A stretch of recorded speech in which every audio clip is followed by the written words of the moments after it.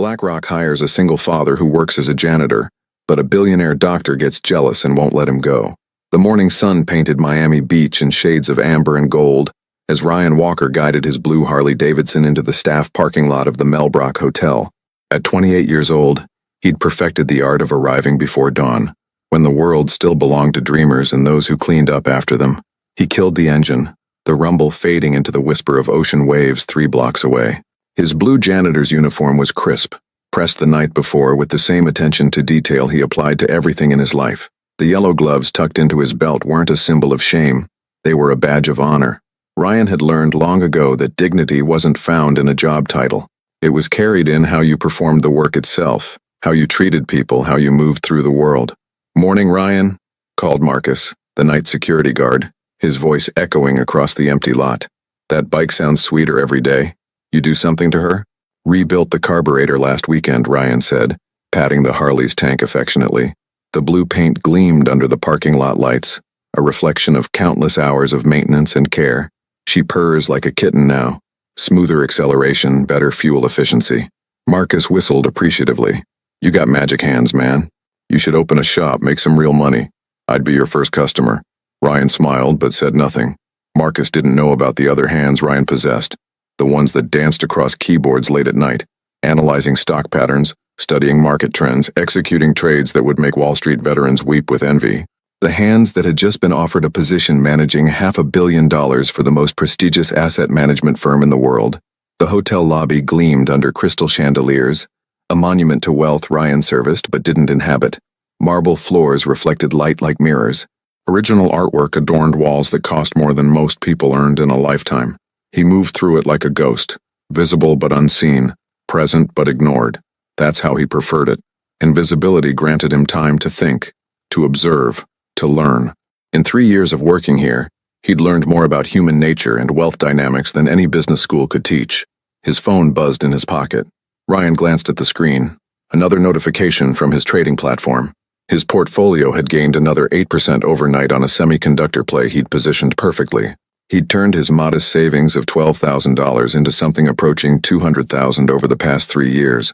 Not life-changing money yet, but enough to prove he understood how markets breathed, how they moved, how they revealed their secrets to those patient enough to listen.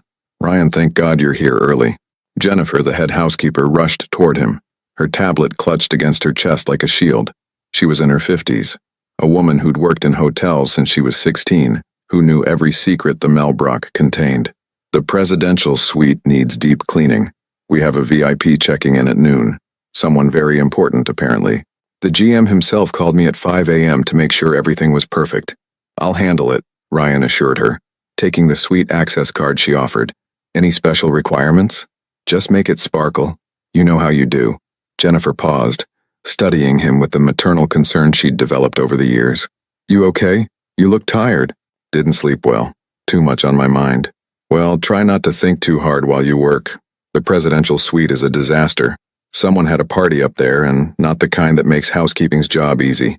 The presidential suite occupied the entire top floor, 5,000 square feet of luxury that cost $15,000 per night.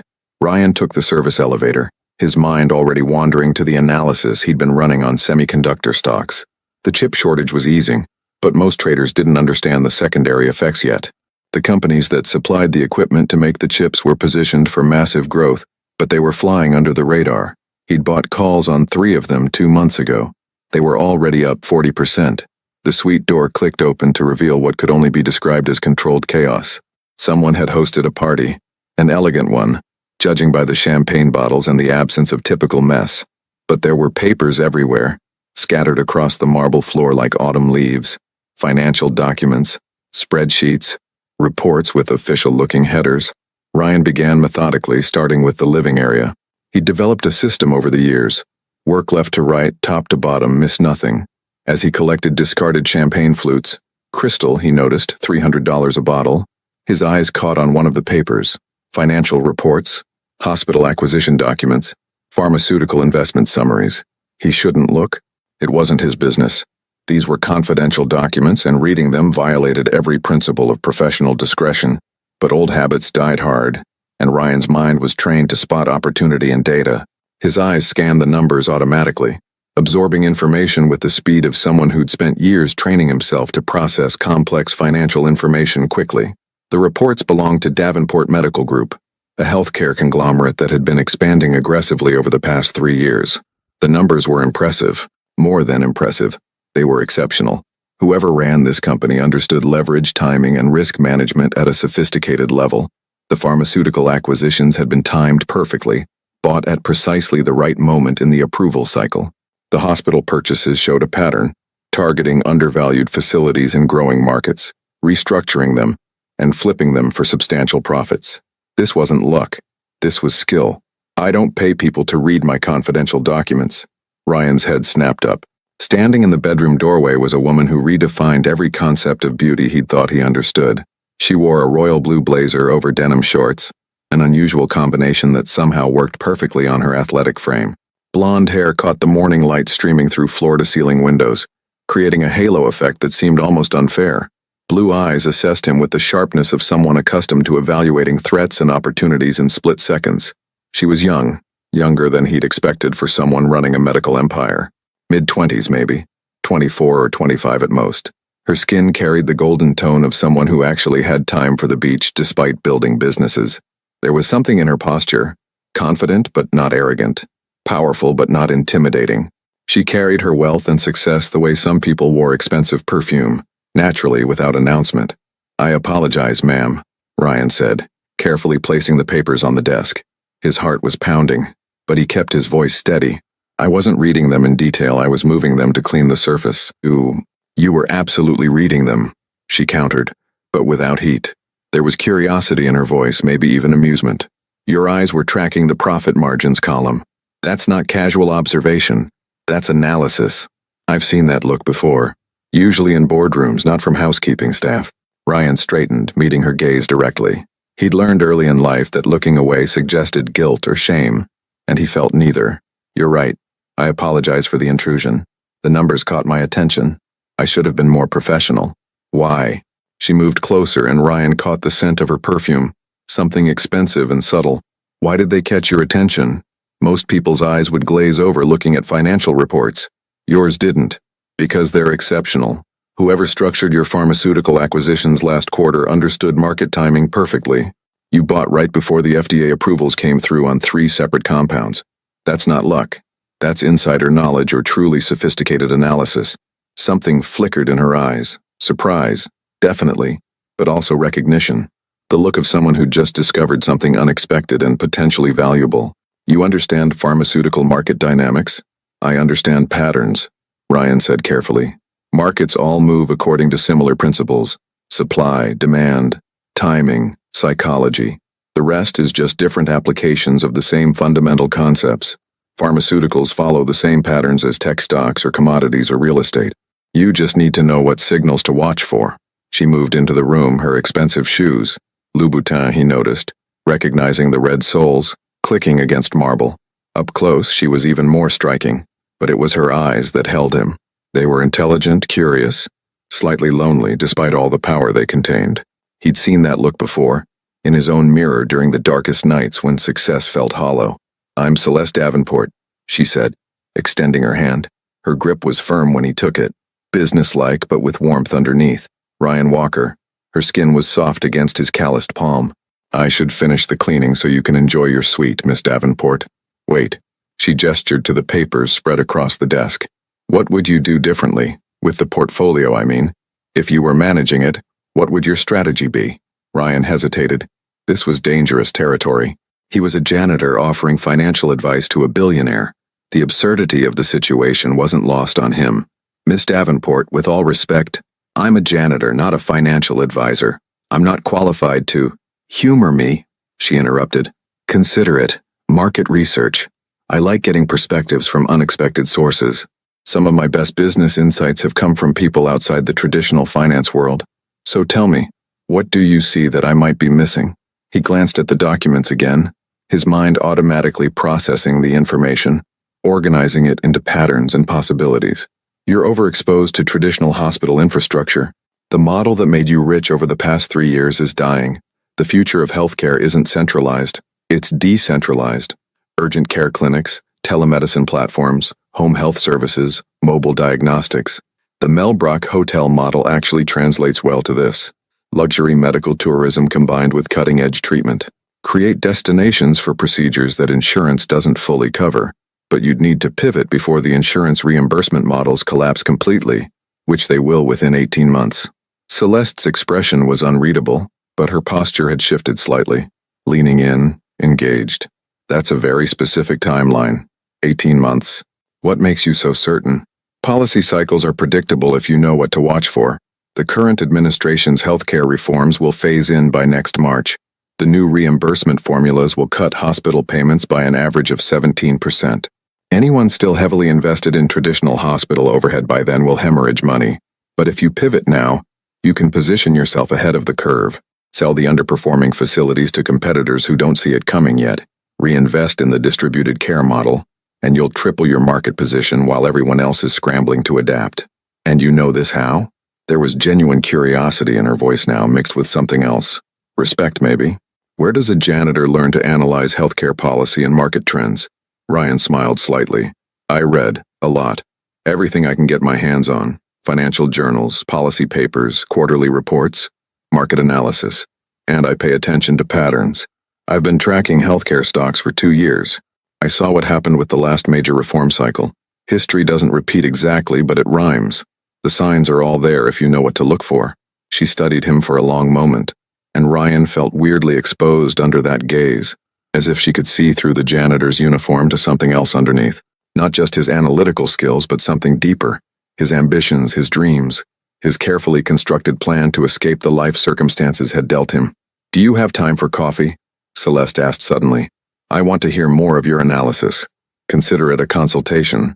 Ma'am, I have 7 more suites to clean before my shift ends. Jennifer will. I own the hotel, she said simply. I'm giving you time for coffee. Jennifer will understand.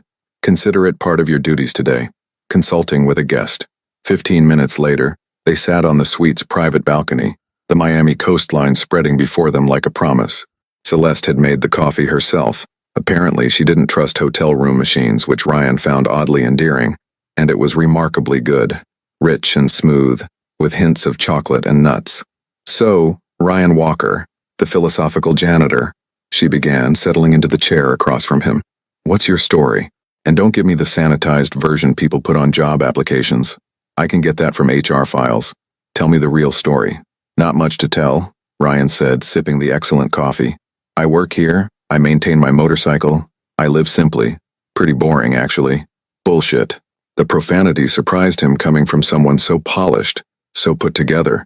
Nobody who can analyze market dynamics like you just did is merely living simply. You're planning something. You have goals, ambitions, strategies. What are they? What are you building toward? Ryan sipped his coffee, weighing his words carefully. Something about Celeste Davenport invited honesty, or maybe demanded it. Those blue eyes saw through pretense like glass. I trade stocks, options, futures, some cryptocurrency. I've been doing it seriously for 3 years. Successfully? Very. I've turned $12,000 into almost $200,000. Celeste's eyebrows rose slightly. That's a 1,600% return. That's not luck. That's skill. So why are you still cleaning floors? It was the question everyone would eventually ask if they knew. The question that revealed how little most people understood about genuine learning. Because trading isn't about the money, not primarily anyway. It's about understanding systems, markets, psychology, probability, risk management. I needed stable income to fund my real education, which isn't happening in a classroom. The janitorial work provides that while requiring minimal mental energy, which I preserve for analysis and trading. Plus, it gives me something most traders don't have. What's that? Perspective. Working here, I see wealth up close. I see how it changes people, how they spend it, how they lose it. I see the loneliness of it, the isolation, the way money solves some problems and creates others. That understanding makes me a better trader because I understand what money actually means to people. Fear and greed aren't abstract concepts to me.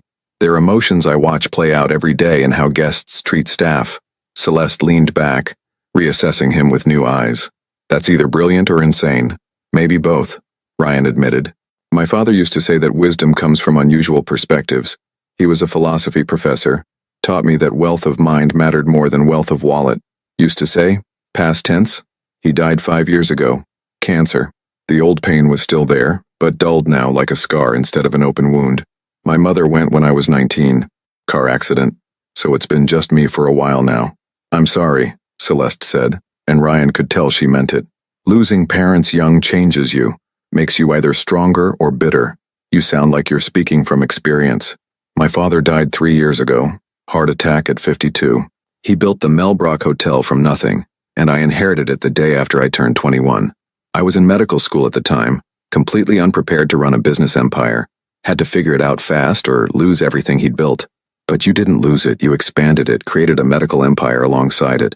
Because I refused to be defeated by circumstances I didn't choose, she said fiercely. Some of the polished veneer cracked, revealing steel underneath. Everyone expected me to fail.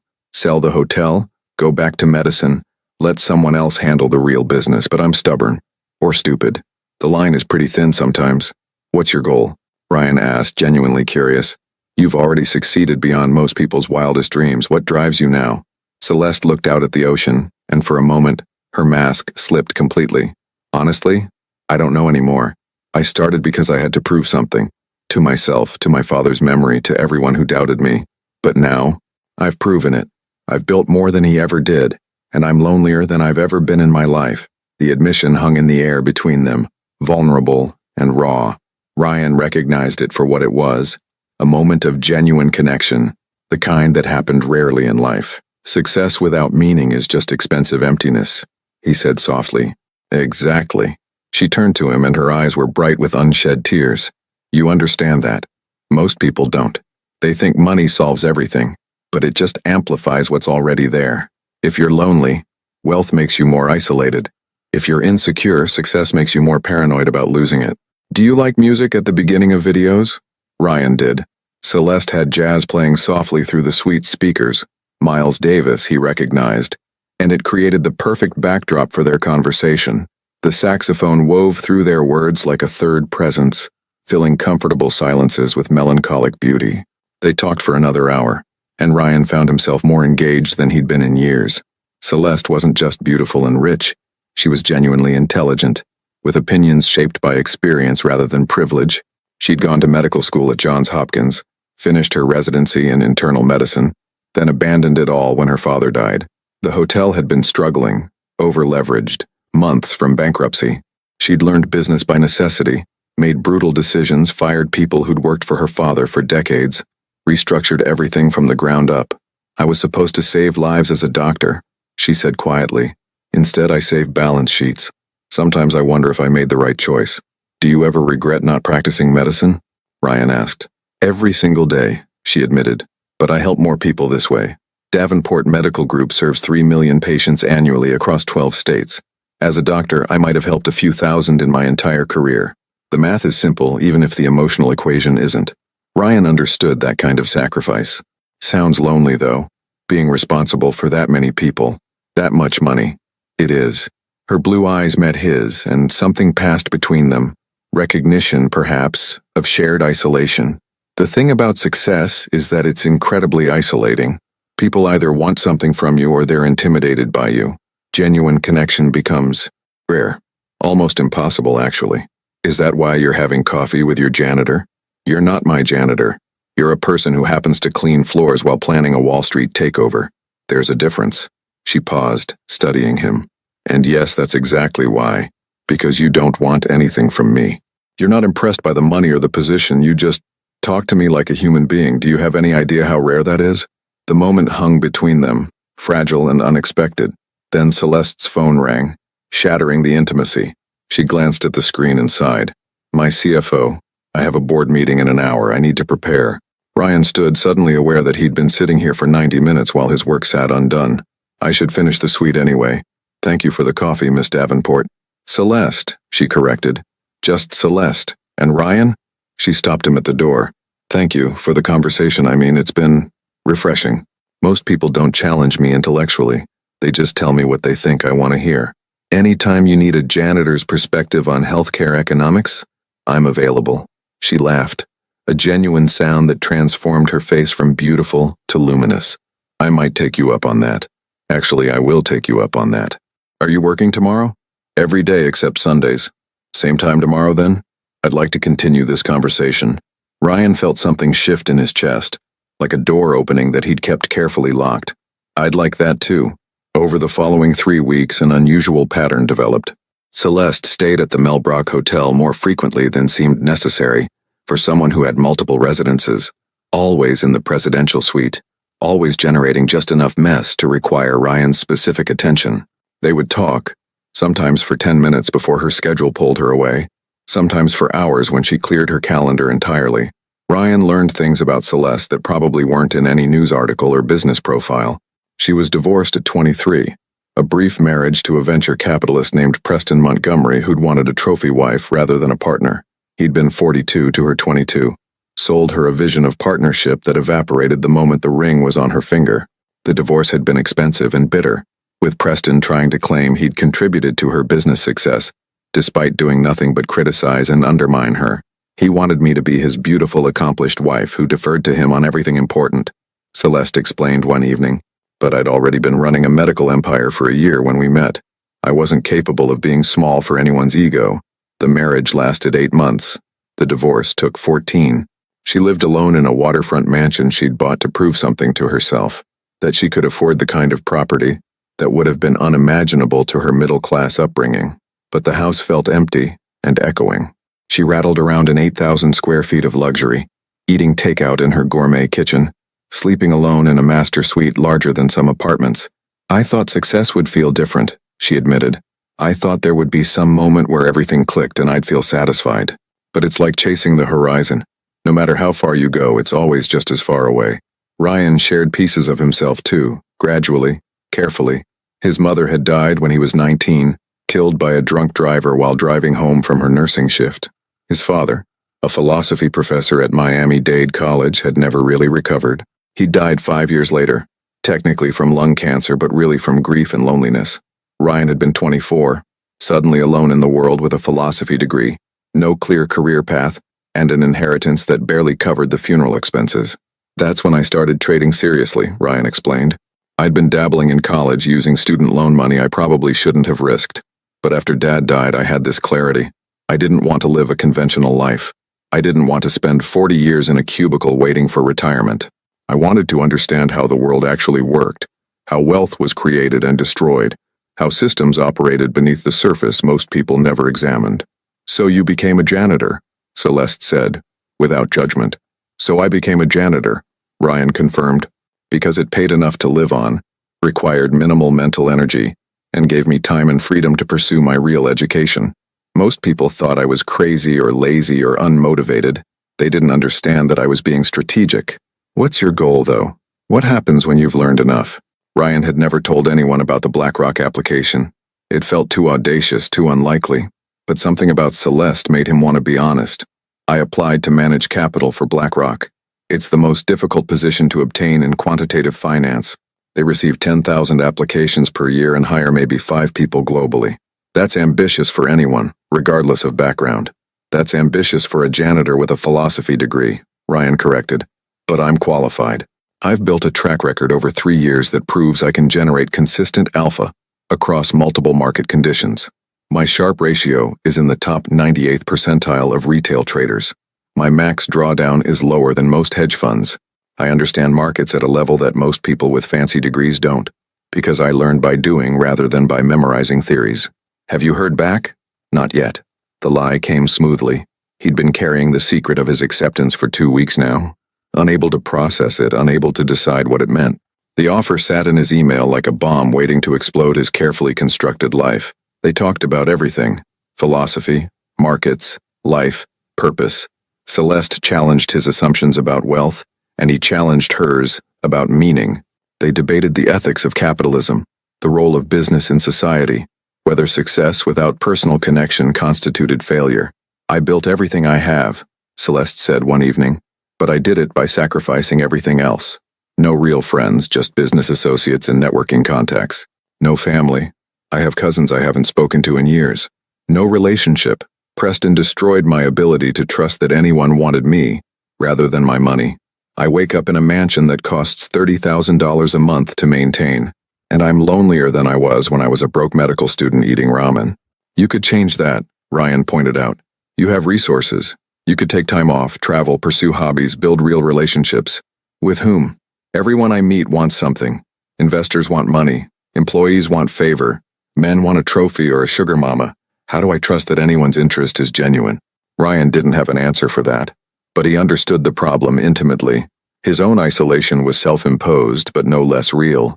He'd built walls around himself, focusing so intensely on his goals that he'd forgotten how to connect authentically with other humans. Maybe that's why we can talk like this, he said finally. Neither of us wants anything from the other. This relationship, whatever it is, exists outside our normal calculations. Is it a relationship? Celeste asked. What would you call this? Ryan considered. I don't know. Friendship feels inadequate. Mentorship doesn't fit either direction. Maybe we're just two lonely people who found each other in an unexpected place. I like that, Celeste said softly. It's honest. The night the official offer came, the detailed contract from BlackRock with signatures and salary figures and start dates, Ryan sat in his small apartment staring at the screen, feeling the weight of a decision he hadn't expected to be complicated. The position was everything he'd worked toward, managing a $500 million portfolio, working with the best quantitative minds in finance, a salary of $350,000 plus bonuses that could double that. BlackRock was offering him validation that his unorthodox path had merit, that he wasn't crazy, that his instincts and analysis were genuinely world-class. But accepting meant leaving Miami, leaving the Mel Brock Hotel, leaving conversations on balconies with a woman who made him reconsider what he actually wanted from life. He didn't sleep that night, just sat at his desk watching the cursor blink in the response email he couldn't seem to write. The next morning, Ryan arrived at the hotel to find Celeste waiting in the lobby. She wore her royal blue blazer-like armor, but her eyes were red-rimmed, makeup not quite hiding evidence that she'd been crying. My office. Now, she said, her voice tight with barely controlled emotion. Confused and concerned, Ryan followed her to the administrative wing he'd only cleaned, but never entered as anything but staff. Her office was sparse but elegant, functional rather than ostentatious. Floor-to-ceiling windows overlooked Miami Beach. The desk was clear except for a laptop and a single photo frame facing away from him. She closed the door and rounded on him. Were you going to tell me? Tell you what? That BlackRock hired you. That you're leaving. Her voice cracked slightly on the last word. That everything we've built here over the past month was temporary and you knew it the whole time. Ryan's stomach dropped. How did you? I have friends in finance, she said bitterly. Your name came up in conversation yesterday at a fundraiser. The janitor who beat 10,000 applicants. Everyone thinks it's a cute human interest story. The working-class hero making good. They don't know that the hero in question has been having coffee with me every morning, letting me think. She stopped, pressing her fingers to her temples. When were you planning to mention it? The day you left? A goodbye note? Or were you just going to disappear? I was going to tell you, Ryan said quietly. I needed time to process it myself first, to figure out what it meant. Process what? You got your dream job, congratulations. You're escaping the floors you never belonged on in the first place. The bitterness in her words was cutting. I should have known better than to think. She stopped again, turning away from him. Then to think what? Ryan asked softly. Then to think this was real, she said, her back to him. Then to think you saw me as more than a rich woman to pass time with before your real life started. Celeste, that's not. Then what is it? She spun back to face him, and tears were streaming down her face now. Explain it to me, Ryan. Explain how spending every morning with me for 3 weeks while knowing you were leaving isn't a betrayal. Explain how letting me care about you. Her voice broke completely. Explain how I'm supposed to feel right now. Ryan's heart was hammering in his chest. I didn't plan for this to get complicated.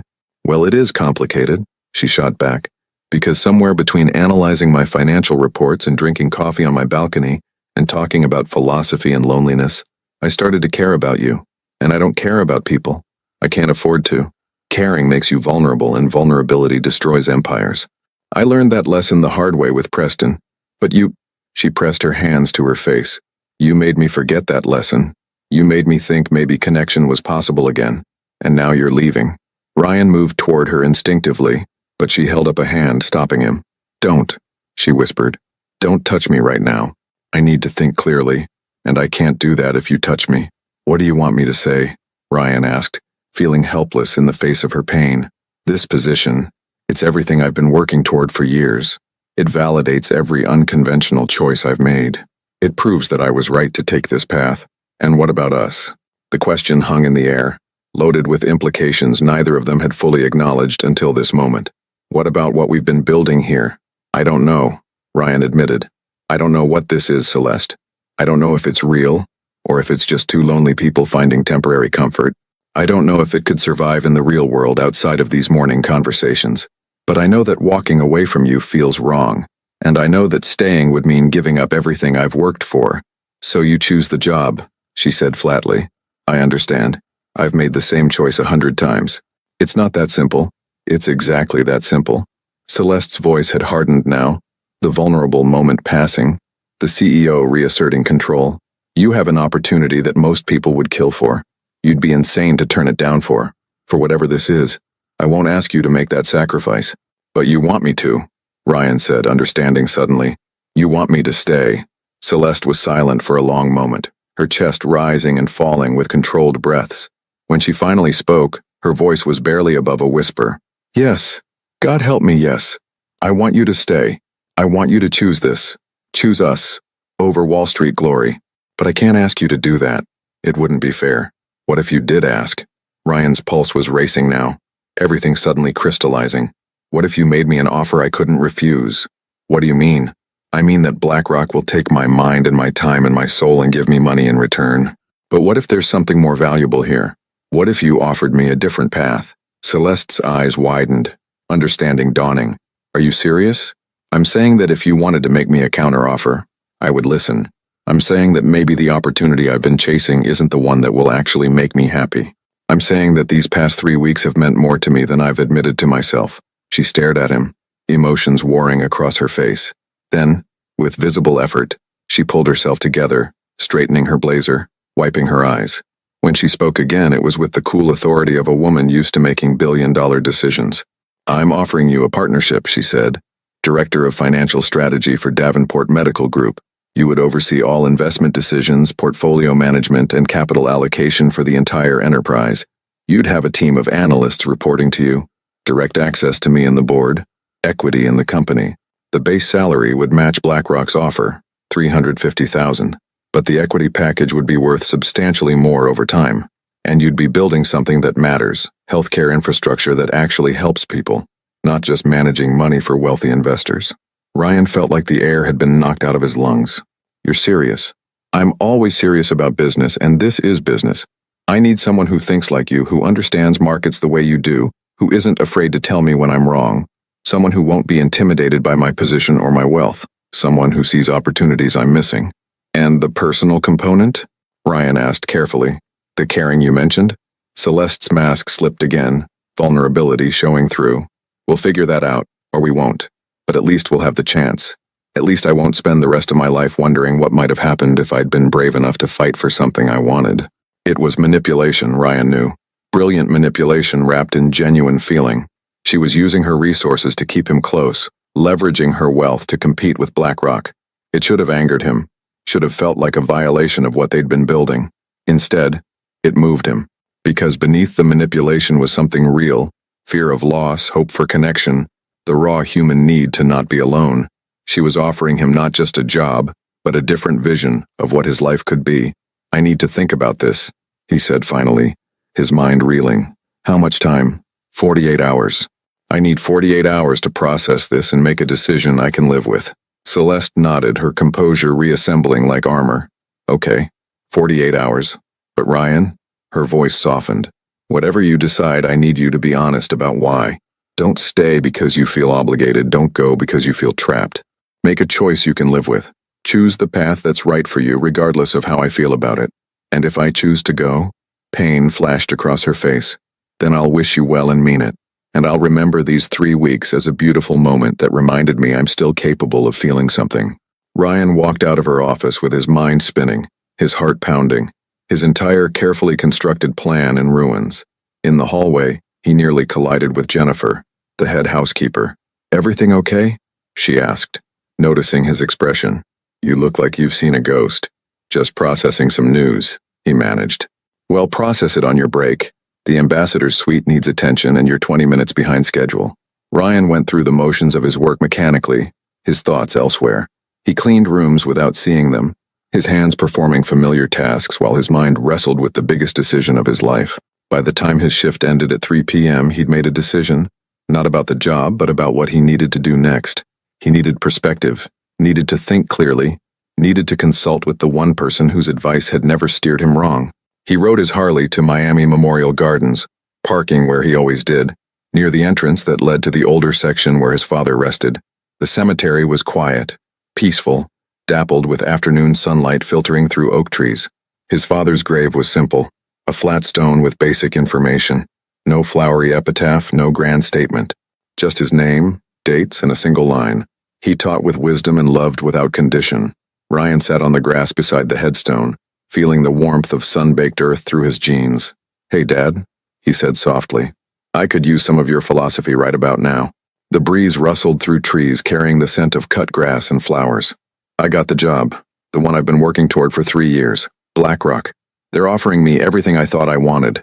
Validation, salary, prestige, the chance to prove I'm as good as I think I am. You'd be proud, I think. Your son, the janitor, managing $500 million for the most prestigious firm in finance."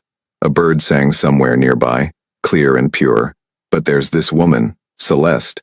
She's complicated and brilliant and lonely and successful, and probably too good for me. She wants me to stay, offering me a different path, a different vision of what my life could be. Director of financial strategy for her medical empire. Same money, better equity, work that actually helps people, and a chance at something personal that I didn't even know I wanted until it was suddenly possible." Ryan traced his father's name on the cold marble.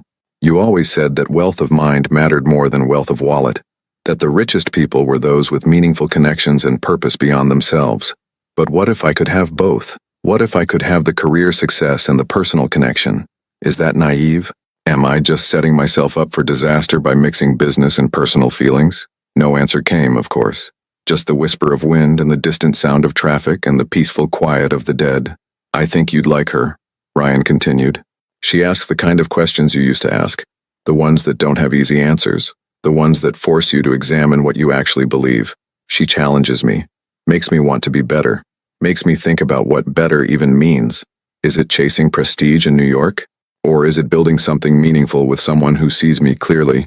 He sat there for over an hour, working through the decision in his mind. His father had been a philosopher, yes, but also a deeply practical man. He taught Ryan that big decisions weren't made with pure logic or pure emotion. They required both, balanced carefully, examined from multiple angles. By the time Ryan left the cemetery, he hadn't found certainty, but he'd found clarity. He understood what he wanted. The question was whether he had the courage to choose it. That night, Ryan did something unusual. He went to a bar, not to drink heavily, but to be around people, to remind himself that the world extended beyond his own thoughts. He sat at the counter of a dive bar near his apartment, nursing a single beer, watching sports highlights he didn't care about. "You look troubled, son," said the bartender, an older man with kind eyes. "Woman troubles?" Ryan laughed despite himself. "How'd you guess? It's always woman troubles at your age. Or money troubles. Sometimes both." "Both," Ryan admitted. "A woman who's offering me a job and a relationship and a completely different life than I planned. Sounds good to me. What's the problem?" "The problem is I had a different plan, a goal I've been working toward. Taking her offer means abandoning that." The bartender shrugged, wiping down the counter. "Plans are good, goals are good, but you know what's better? Being happy. I spent 30 years chasing what I thought I wanted, making plans, hitting goals. Got divorced twice in the process. Finally figured out that what I actually wanted was right in front of me the whole time. My third wife, running this bar, talking to people like you. It's not glamorous, it's not what I pictured, but it makes me happy. That counts for something. How do you know the difference between happiness and settling? Settling feels like giving up. Happiness feels like coming home. Which does your woman feel like?" Ryan considered the question carefully. "Coming home," he said finally. "Terrifying, unexpected, completely unplanned coming home. Then there's your answer." The bartender smiled. "The heart knows before the head admits it." Ryan finished his beer, left a generous tip, and walked back to his apartment. He sat at his laptop, opened the email from BlackRock, and began typing a response. His fingers flew across the keyboard, words coming easily once he'd made the decision. Then he paused, finger hovering over send, and thought about Celeste's face when she'd asked him not to go. The tears she'd tried to hide, the vulnerability beneath her CEO armor, the loneliness they shared. He pressed send. Then he opened a new email and began composing a message to Celeste. The next morning, Ryan arrived at the hotel before dawn. He went straight to the presidential suite, bypassing his usual routine. Celeste opened the door on his first knock as if she'd been waiting. She was in casual clothes, yoga pants and an oversized sweater, without makeup, her hair pulled back simply. She looked younger like this, less intimidating, more real. "You didn't have to come so early," she said. "You still have—" "I'm staying," Ryan interrupted. "I'm accepting your offer. Director of Financial Strategy, Partnership, whatever you want to call it. I'm staying." Celeste's hand flew to her mouth, her eyes instantly filling with tears. "Ryan, you can't make this decision based on feelings that might be temporary. BlackRock is— Hello, my friend. How was your day today? Is everything okay?" Ryan said in English, smiling slightly at her shock. "That's what you texted me yesterday, right? Checking in, making sure I was all right, showing you cared even when you were trying to give me space to decide. That's not fair," she whispered, using my own words against me. "I'm not using them against you. I'm telling you that I noticed, that your care means something to me, that somewhere between analyzing your financial reports and drinking coffee on your balcony and talking about philosophy and purpose, I stopped thinking about this as a temporary situation. I started thinking about it as a possibility, as a path I didn't know I wanted until it appeared. But BlackRock is a corporate machine that will use my skills efficiently and discard me when someone younger or cheaper comes along. That's how those places work. I know that. You're offering me something different. Partnership, growth, equity in something I help build. Work that actually matters, healthcare that helps real people, not just making rich people richer. The personal component is a bonus, not the deciding factor. But I won't lie and say it's not important. Are you sure?" Celeste's voice was barely above a whisper. "Because if you stay and then regret it, if you resent me for this, I'm not sure about anything except that I'd regret walking away from this, from you, from what we might become. I'd regret spending the rest of my life wondering what would have happened if I'd been brave enough to choose the harder path." Celeste's tears spilled over, running down her cheeks unchecked. "I'm not easy to care about. I'm controlling and workaholic and emotionally unavailable most of the time. I have walls I don't know how to take down. I'm going to frustrate you and challenge you and probably make you want to quit 100 times. I'm a janitor who talks to his dead father in cemeteries and spends weekends rebuilding motorcycles, and just turned down Wall Street for a woman I've known 3 weeks. We're both disasters, but at least we'll be disasters together." She laughed through tears, the sound bright and genuine. "We're going to fuck this up. Probably. But at least we'll fuck it up together." Celeste closed the distance between them, her hands cupping his face. For a moment, they simply stood there, foreheads touching, breathing the same air. Then she kissed him. Soft at first, tentative, then deeper as 3 weeks of tension and connection and unspoken feelings crystallized into this single moment. When they finally broke apart, both breathing hard, Celeste rested her forehead against his. "I haven't felt this terrified in years. Good terrified or bad terrified. I'm not sure there's a difference." Ryan wrapped his arms around her, feeling her relax into his embrace. Through the balcony windows, Miami sparkled under morning sun, full of promise and uncertainty in equal measure. Two people from different worlds, finding unexpected commonality in shared loneliness and vulnerability. "So what happens now?" Celeste asked, her voice muffled against his shoulder. "Now we figure it out day by day, no grand plans, no perfect strategies, just two people trying to build something real. I'm terrible at no plans. I know, it's going to drive you crazy. You're going to drive me crazy. That too." They stood there as the sun rose higher, warming the balcony, painting the sky in shades of gold and pink. Two people at the beginning of something that could be extraordinary, or disastrous, or both. That afternoon, Ryan composed his official email to BlackRock, declining their offer. He wrote carefully, professionally, thanking them for the opportunity while explaining that he'd accepted a position that aligned better with his long-term goals. He didn't mention Celeste, didn't mention the personal calculation, just clean, professional final. His finger hovered over send for only a moment before he pressed it. There was no dramatic music, no cosmic sign that he'd made the right choice, just the quiet click of a decision made. Celeste read over his shoulder. "Any regrets? Ask me in a year. That's not reassuring. It's honest." She kissed his temple.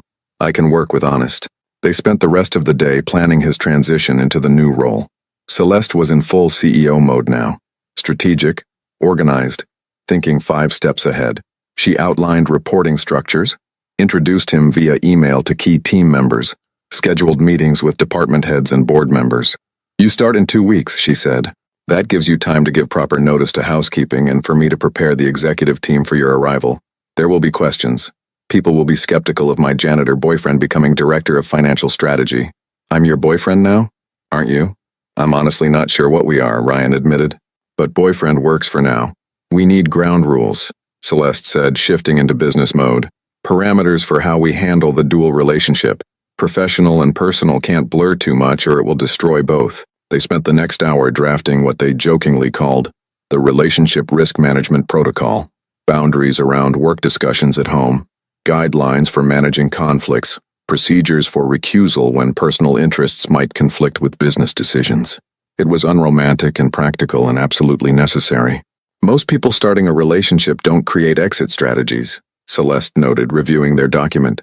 "Most people don't mix a C-suite romance with a medical empire," Ryan countered. "We need to be smarter than most people." Fair point. By the time Ryan left that evening, he felt both excited and terrified in equal measure. He'd turned down Wall Street for a woman he barely knew and a job that might destroy him. It was either the bravest or stupidest decision of his life. His phone buzzed with a text from Celeste. "Thank you for choosing this, for choosing us. Whatever happens next, I'm glad you're here." Ryan smiled, typing back, "Me too. See you Monday for my last shift as your janitor." "Don't call yourself that. You were never just a janitor." "What was I then?" "Someone waiting for the right opportunity. I'm glad I could provide it." Ryan's final 2 weeks as a janitor were surreal.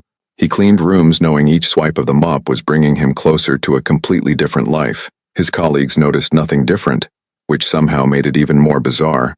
He was days away from managing hundreds of millions of dollars, and nobody knew except him and Celeste. On his last day, Jennifer pulled him aside. "I heard you got promoted. Some big corporate position. Director of something." "Director of financial strategy," Ryan confirmed. "So you were always more than just a janitor." There was no resentment in her voice, just curiosity. "No," he said seriously. "I was exactly a janitor. Being a janitor taught me patience, humility, attention to detail, how to be invisible and observe people. Those things made me a better analyst, a better trader, a better strategist. It's not about being more than. It's about being fully present in whatever role you inhabit and learning everything it has to teach you." Jennifer hugged him, surprising them both.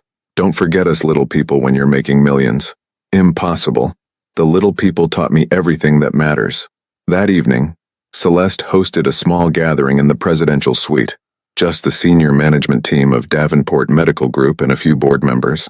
Ryan wore a suit for the first time in years, feeling both uncomfortable and oddly appropriate in the expensive fabric.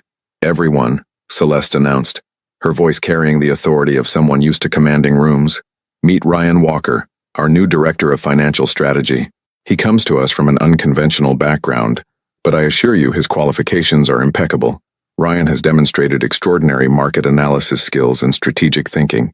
He'll be overseeing all investment decisions, portfolio management, and capital allocation strategy. His first major project will be restructuring our hospital acquisition model and positioning us for the shift to decentralized care delivery." The introductions went smoothly enough, though Ryan caught curious glances and whispered conversations. He was used to being underestimated. It was practically his superpower at this point. Let them doubt. He'd prove himself soon enough. The CFO, a sharp woman named Patricia Chen, cornered him near the bar. "So Ryan, Celeste says you understand the healthcare reimbursement landscape. Walk me through your thesis on why we need to pivot away from traditional hospital infrastructure." Ryan launched into his analysis, using Patricia's skepticism as fuel. He outlined the policy changes coming, the demographic shifts, the technology disruptions, the financial pressures that would make traditional hospital models unsustainable. He spoke for 10 minutes, fielding questions, providing data points, demonstrating the depth of his research. When he finished, Patricia was nodding slowly. "That's actually very compelling. You've thought about this more thoroughly than our external consultants have." "External consultants aren't incentivized to give you uncomfortable truths," Ryan said. "They're incentivized to tell you what you want to hear so you keep paying them. I'm incentivized to make sure this company succeeds, because my equity package depends on it." Patricia laughed. "I think I'm going to like working with you, even if Celeste did hire you under somewhat unusual circumstances." "The circumstances aren't relevant," Ryan said firmly. The results will be. Judge me on what I deliver, not on how I got here. Fair enough.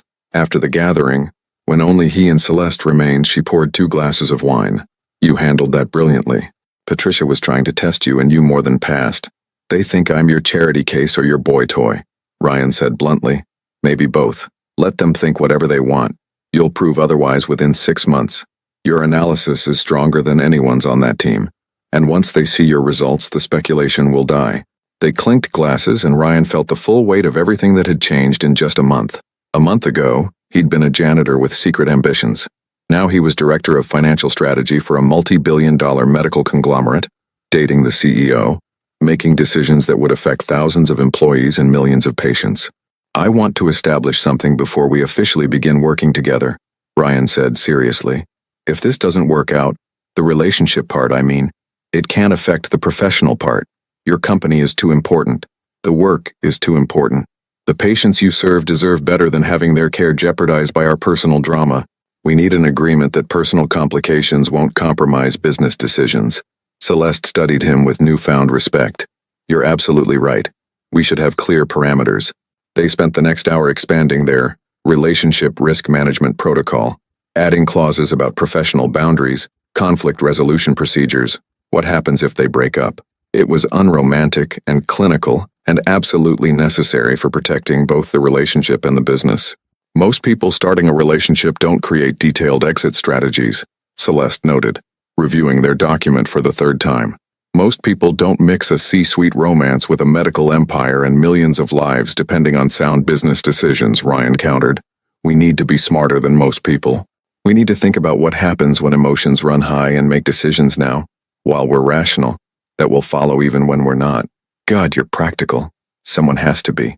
You lead with emotion more than you admit. I do not. She stopped, reconsidering. Okay, maybe I do, but that's why we balance each other. By the time Ryan left that night, he felt both excited and terrified in equal measure. He'd made the leap, changed his entire life trajectory for a woman he barely knew, and a position that could either launch him into legitimate success or destroy him completely. As he rode his Harley through Miami's empty streets, the city lights blurring past, the ocean scent carried on night wind, Ryan thought about the path not taken. Black Rock would have been safe, prestigious, validating. This path, the one he'd chosen, was none of those things. It was risky and unconventional and would subject him to endless scrutiny. But it was his choice, made with eyes open, consequences understood, possibilities embraced. His phone buzzed with a text from Celeste. Can't sleep. Too excited about Monday. Too nervous about everything. Too grateful you chose this. Ryan smiled, typing back.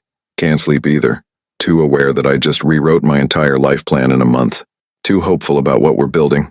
See you Monday morning, partner. Partner, I like that. Good night, Ryan. Good night, Celeste. Ryan pulled into his apartment complex, parking his Harley in its usual spot.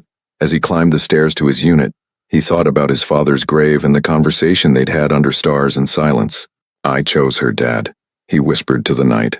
I chose the riskier path, the one with more heart and less certainty. I think you'd approve.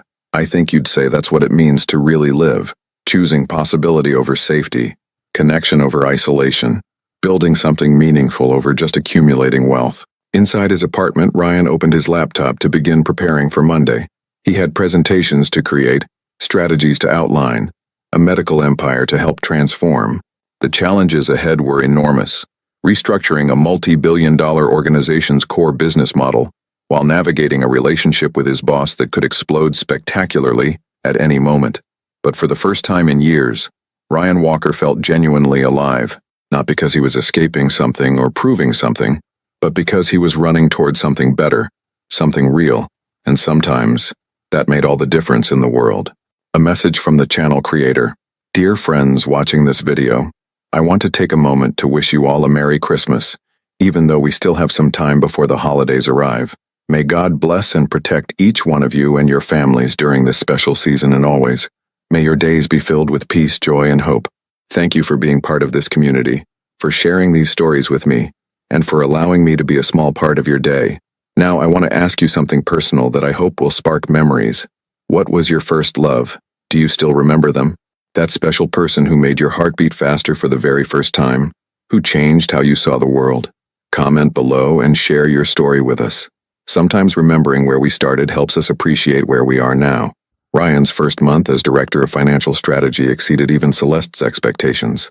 He restructured the hospital acquisition portfolio, identifying 12 underperforming facilities to divest and 7 high-potential targets in emerging markets. His analysis saved the company $43 million in the first quarter alone. The executive team's skepticism evaporated quickly. Patricia Chen became his strongest advocate, openly praising his unconventional insights in board meetings. Even the most traditional board members couldn't argue with results that spoke louder than credentials. But success came with complications. On a Tuesday morning in his 6th week, Ryan found an envelope on his desk. Inside was a handwritten letter on BlackRock letterhead, signed by the firm's managing director. Mr. Walker, we respect your decision to decline our initial offer.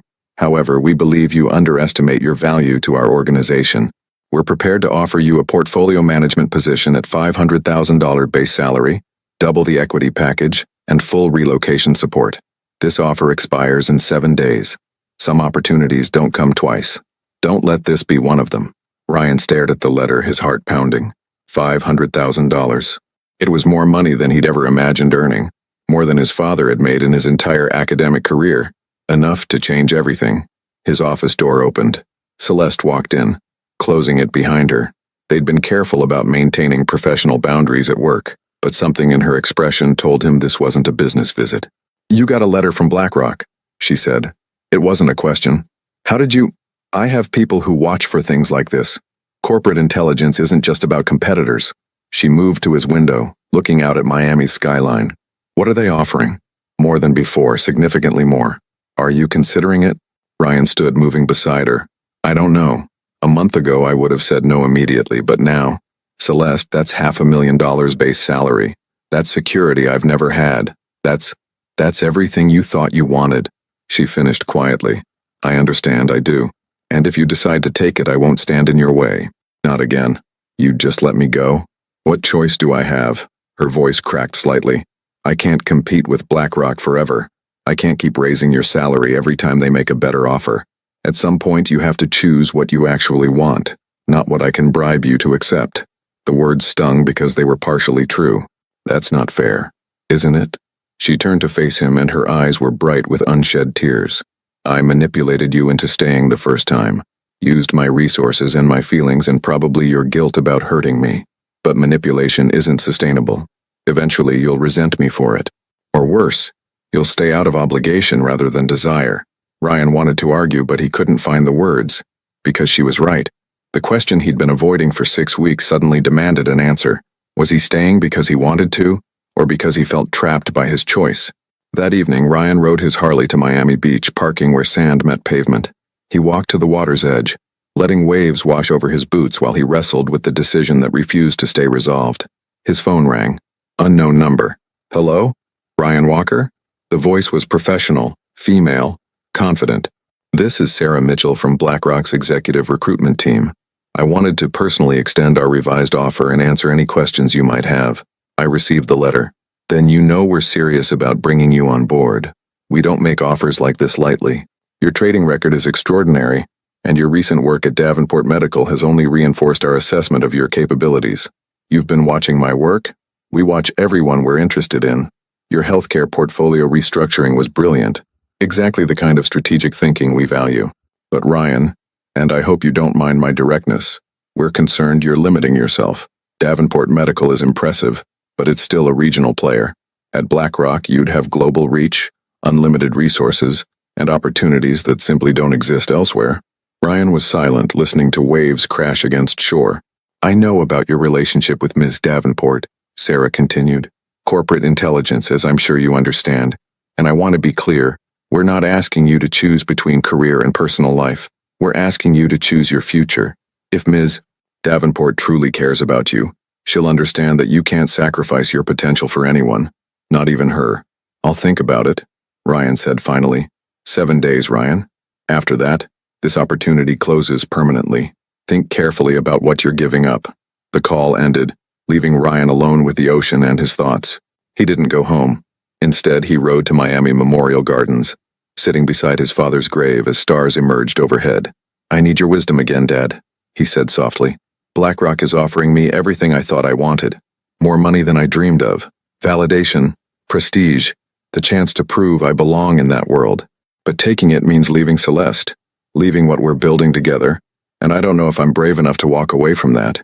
The wind whispered through trees, carrying no answers. What would you do? Ryan asked the darkness. Would you choose the safe path or the meaningful one? Would you take the money or follow your heart? As he sat there, a memory surfaced, something he'd forgotten for years. He was 12 years old, sitting in his father's office after school. His father was grading papers, and Ryan was reading, and the silence was comfortable and complete. Dad? He'd asked. How do you know if you're making the right choice about something important? His father had looked up, smiling that gentle smile that Ryan missed every day. You don't know, son. Not really. But here's what I've learned. The right choice usually isn't the easiest one. It's the one that aligns with who you want to become, not just what you want to have. Ask yourself, in 10 years, which decision will you be proud of?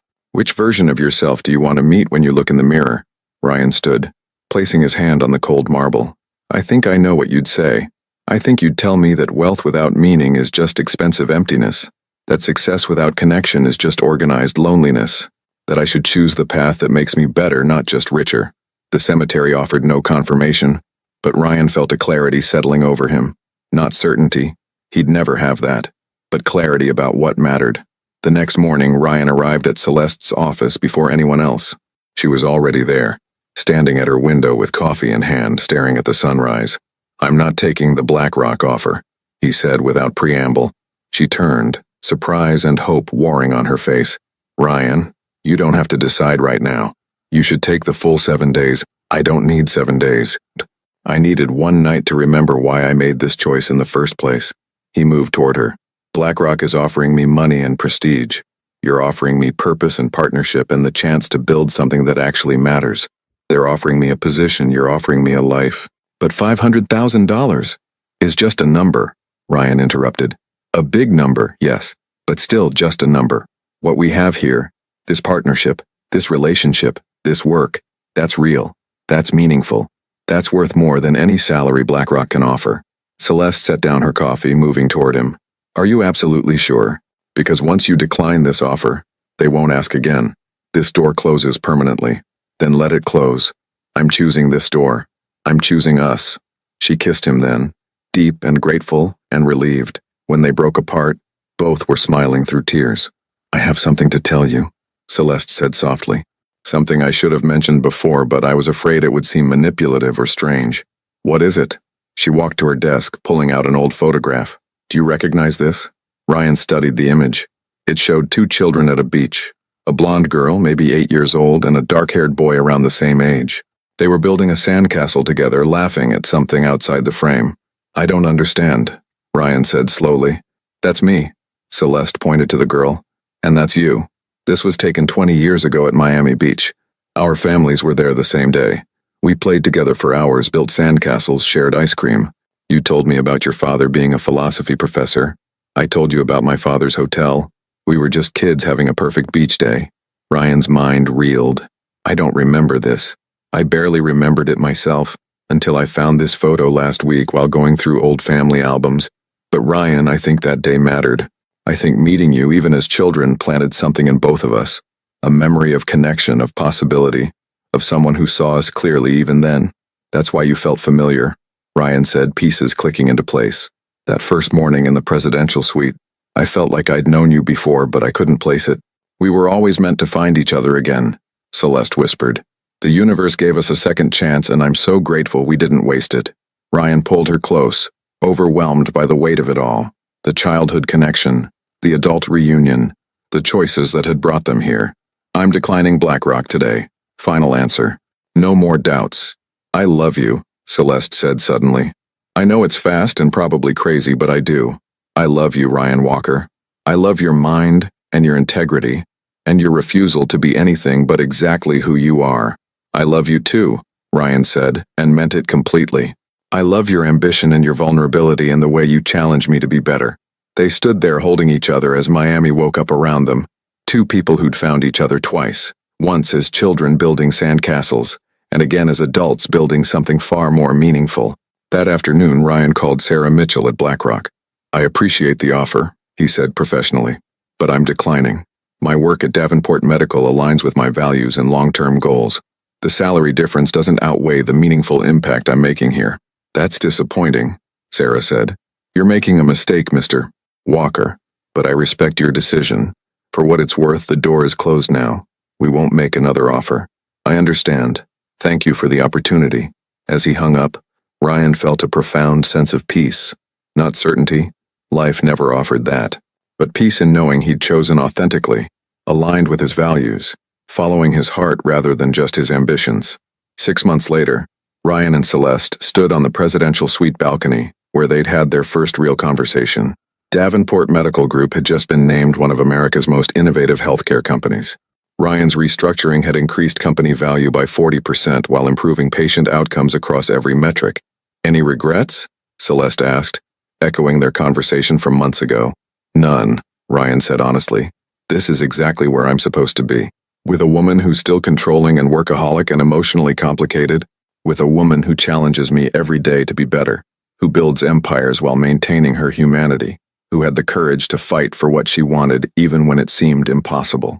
They kissed as the sun set over Miami. Two people who'd chosen meaning over money, connection over prestige, love over fear. Sometimes the greatest success isn't measured in dollars or titles. Sometimes it's measured in quiet moments on balconies, in partnerships that challenge and support, in choices that align with who you want to become, rather than just what you want to have.